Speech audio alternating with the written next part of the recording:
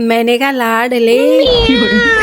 क्या आप लोगों ने भी ये इंस्टा ट्रेंड देखा? नहीं देखा तो जरूर जाके देखो, बहुत ज्यादा ट्रेंडी चल रहा है। तो भाई आज हम रेडी सेडी और निकल के पड़े मार्केट के लिए। इतने दिन घर में पैक होने के बाद कैसा फील होता है? आज इतने दिन बाद घर से बाहर निकली हूँ, ऐसा लग रहा है पता नहीं क्या ही चल रहा था लाइफ में। स्नो में ब्लॉक हो गए घर में, कम से कम एक हफ्ते बाद घर से बाहर निकल गई। ऐसे लग रहा है जैसे पक्षी आजाद होता है ना, वो वाली फीलिंग आ रही है। बात तो सही है।